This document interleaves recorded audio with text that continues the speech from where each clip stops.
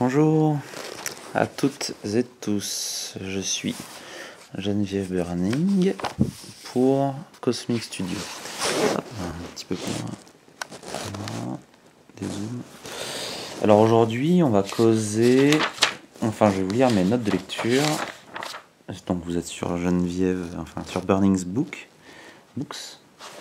Et là, les prises de notes sur ça.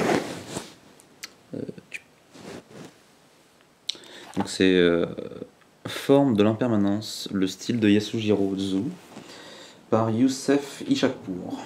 Je le prononce peut-être mal, mais je le prononce comme je peux. Je vous lis la carte de couve. Hein.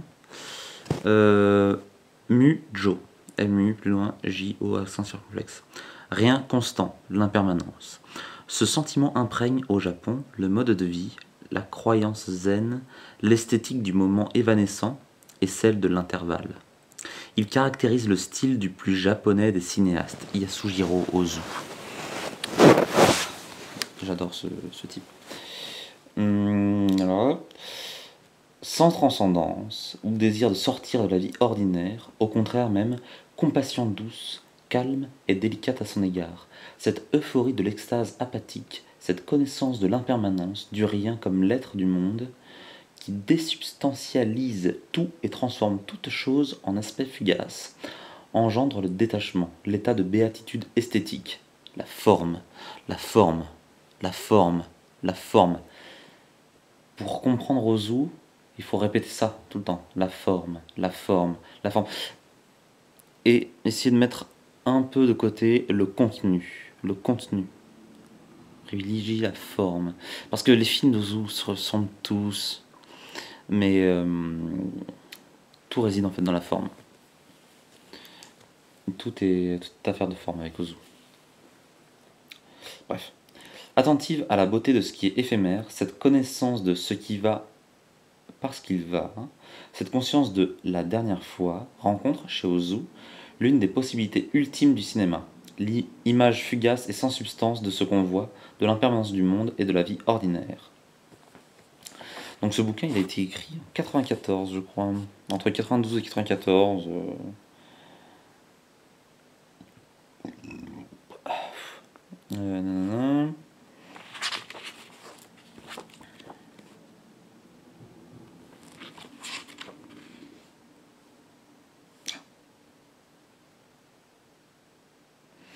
Achevé d'imprimer en 2002. Ah merde, attends. Parce qu'à la fin... Ah ça. Le présent essai, l'heure est redevable, tout. Il est écrit entre 15 octobre et, 10 novembre, et le 10 novembre 92. Et revu fin janvier 94. Bon. Alors, j'ai pris des notes sur mon carnet, donc je vais vous les lire. Alors, pour Ozu, seule demeure la vie sans histoire, la chronique des gens ordinaires dans le présent, autour de lui. Page 26. Des fragments discontinus d'espace et de temps. Page 28. Sa caméra se situe toujours dans une position frontale, à l'extérieur et autour des personnages, sans jamais prendre parti à l'intérieur des relations. Page 30. Alors, la simplicité produit la possibilité de ce décentrement par rapport à soi-même, et cette extériorité dans les relations aux motifs, aux personnages, à l'événement et au développement de l'action. Elle crée, contre le modernisme et le choc cinématographique, son symptôme, la sévérité parfaite de la contemplation, sans sujet, compréhension et acceptation de tout l'être et de toute chose. Page 34. Alors oui,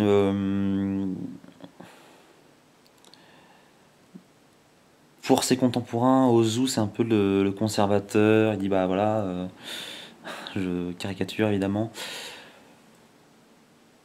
bah c'est la vie. En gros, son cinéma, c'est la vie, la souffrance fait partie de la vie. Bon, bah, vivons avec la souffrance et tout et tout. Alors que tu as d'autres cinéastes, je pense à Mizoguchi, parce qu'ils en parlent dans ce bouquin. C'est Mizoguchi a plus un rapport de comment dire, de rébellion vis-à-vis de la société. Ça se voit dans son cinéma. Et Ozu, lui, c'est un truc un peu plus. Voilà. Et, et du coup, ouais, là, on a un truc contre le modernisme et le choc. Donc, et viser une certaine attention au spectacle qui est visible dans le cinéma de ses contemporains japonais, mais aussi dans le cinéma occidental. Sachant que Ozu, quand il débute sa carrière, il regarde presque aucun film japonais. C'est surtout des films occidentaux. Donc je trouve un peu cette relation-là intéressante qu'il a avec le modernisme, justement. Enfin, avec une idée du modernisme. Alors, page 50. Depuis ses débuts, Ozu tendait à l'acquiescement, à l'acceptation de ce qui est, à l'exaltation de ce qu'on voit. C'est une position politique et sociale conservatrice, voilà, déterminante pour l'horizon des classes moyennes. Plus au Japon encore qu'ailleurs, tenus à leur place avec le devoir de se conformer, d'accepter et de reconnaître que la vie est difficile et qu'ainsi va la vie. C'est un mauvais point pour Ozu. Enfin, page 50-51, le noyau sacré de la vie des classes moyennes et de la vie traditionnelle japonaise, la famille.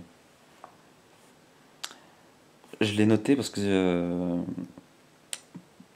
pour voir si ça peut faire écho dans notre époque contemporaine aussi. Alors, page 55. Il est conscient de la vanité d'une telle position du moi dans un tout qui le dépasse. D'où l'esthétique de l'incomplétude, de l'informulé, du manque. Hop, un peu mal au dos. D'où l'esthétique de l'incomplétude, de l'informulé, du manque, de l'inassouvi, livrant passage à des niveaux toujours plus discursifs par le respect des interstices, des espacements, des vides et des silences, à cette esthétique de l'intervalle, à cette suspension du point de vue et de l'expressivité de l'auteur qui, dans les films d'Ozu, devient l'attention aux choses je sais pas ce que j'ai écrit. Correspondance, le sens du véritable action. Ah oui, bref, je réitère. À cette esthétique de l'intervalle, à cette suspension du point de vue et de l'expressivité de l'auteur, qui dans les films d'Ozu devient l'attention aux choses, correspond aussi à l'absence de véritable action. Il n'y a pas de véritable action dans les films d'Ozu. C'est un peu des tranches de vie, c'est tout le temps les mêmes histoires, on l'a déjà dit, mais il n'y a pas d'action, il n'y a pas des actions, il n'y a pas de l'action. Je sais pas comment le dire autrement. Oh, tiens, c'est fini. Voilà, c'est un tout petit essai, hein, je l'ai sous là, il y a. C'est un tout petit essai, alors je vous le recommande, hein, parce que à la fin, enfin, il y a toute une partie, j'ai pas pris de notes parce que en fait tout serait à lire quoi. C'est à partir, je sais pas à quelle sur la dernière, sur la deuxième moitié du livre. Ça fait 90 pages hein, le bouquin. Il parle justement du rapport d'Ozu avec le zen, la tradition zen, machin. Ozu a fait graver sur sa tombe mu, rien, le mot fondamental de la pensée zen. Mais il disait que les occidentaux ne comprenaient rien à ces films. Parlait de zen, il est certes facile devant l'étrangeté de recourir en guise d'explication à quelque chose d'infiniment plus incompréhensible. Il parle aussi un peu de ce truc avec Mizoguchi, de ces rapports-là. Voilà. Ouais, c'est plus.